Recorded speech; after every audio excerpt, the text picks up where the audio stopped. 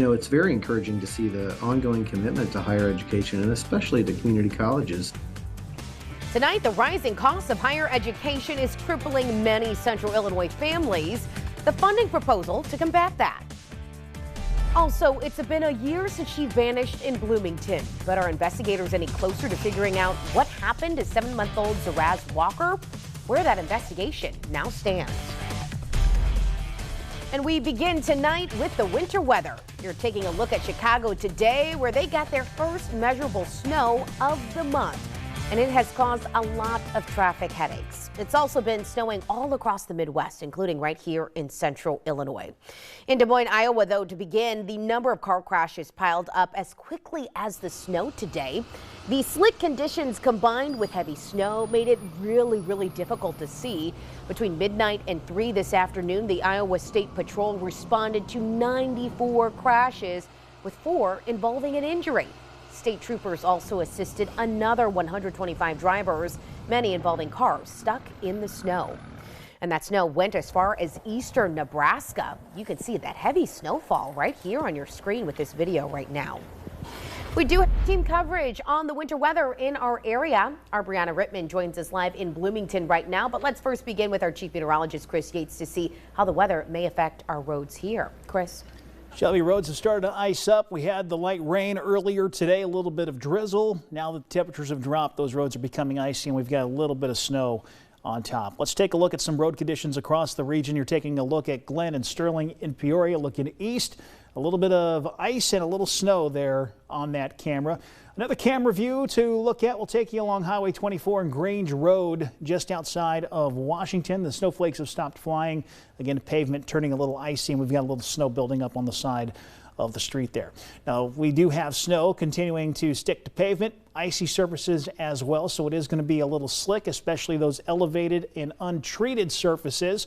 Be careful heading out your door tomorrow morning. Chances are your sidewalks are going to have a nice little glaze of ice on them, but temperatures will be warming up and the sun will be out. So things will start to improve as the day goes on. So don't let that little bit of snow still falling interrupt that. Shelby? All right, Chris, thank you. Well, we've got the easy job, but let's go to Brianna Rittman, who's live out in those elements in Bloomington. And Brianna, how are the roads looking out that way?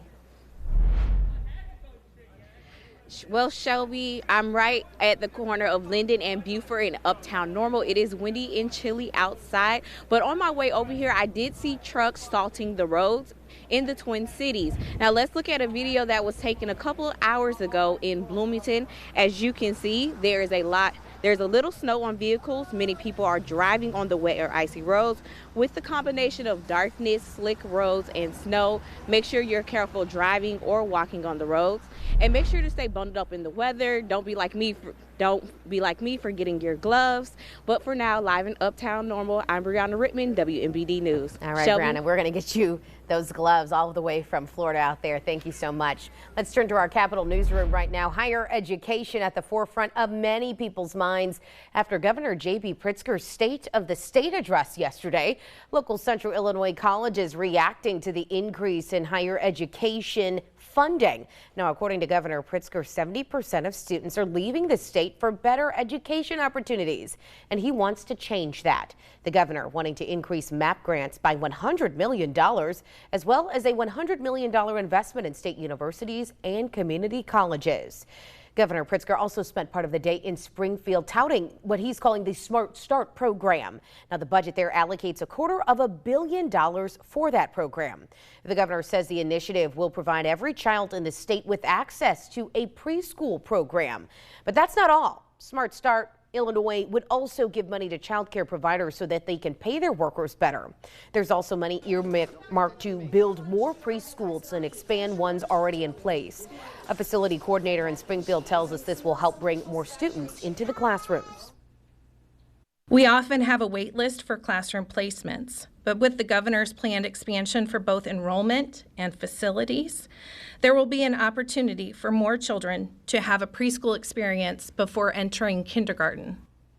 Outside of this Smart Start plan is $12 million that would give money to scholarships and apprenticeship programs to bring more workers into the child care field. Now to the job front. Today, Bradley University held its spring job and internship fair.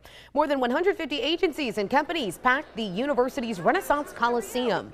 It was a chance for students of all different levels to see what's available, to network, and to get their foot in the door. Bradley representatives tell us the university typically has more than 90% success rates of students finding work within 6 months of graduating. We turn to a crime alert now. The city of Peoria has now had its second homicide of the year. An 18-year-old that was shot this weekend died this morning. He's been identified as 18-year-old Davion Parker from Peoria. Just before 7 Saturday night, he was found with a gunshot wound to his head near Lexington Apartments. Parker was taken to the hospital where he was fighting for his life before he died. Peoria police are still searching for his killer. If you have any information, you're asked to call the number listed at the bottom of your screen.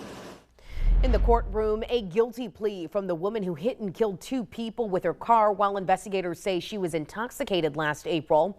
24-year-old Stephanie Melgoza pleaded guilty to 4 charges, which include 2 counts of aggravated driving under the influence with death and 2 counts of aggravated reckless driving causing bodily harm. The prosecution dropped charges of cannabis possession, illegal transportation of alcohol, and failure to reduce speed. Melgoza originally pleaded not guilty last May. The charges are connected to a crash last April near Throttle Bar and Grill in East Peoria, and that led to the deaths of Andrea Rosewitz of Avon, Ohio, and Paul Prowant of Seattle, Washington. Melgoza's attorney says she decided to plead guilty because she's remorseful for her actions. Sentencing is slated for April 27th, and Melgoza faces a sentence of 6 to 28 years in prison. But the court does have discretion to impose probation. And a Hannah City man charged for the crash that killed a woman during a police chase pleads not guilty. Police say last month, 43-year-old Jeremy Everett Perry on your screen here caused a deadly crash during a police chase on War Memorial in Peoria County. Investigators say he had amphetamines and opiates in his system at the time of the crash that killed Miriam Schmid from Edwards, a mother of 5 children. Perry is charged with 2 counts of aggravated driving under the influence, aggravated DUI, and driving while license is revoked. He's due back in court April 13th. An update now from the Twin Cities on a year-old mystery. It's the case of 7-month-old Zaraz Walker. She was reported missing from Bloomington last February.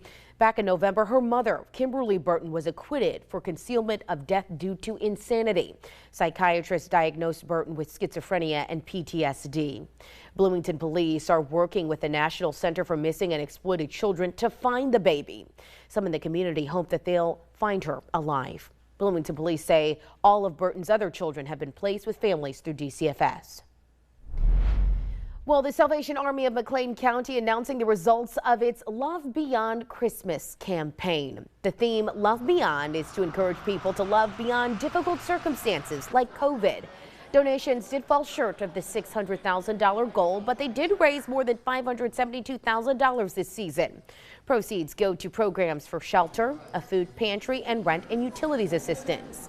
In addition to the announcement of the final fundraising amount, this was a celebration for volunteers with a recognition for Volunteer of the Year.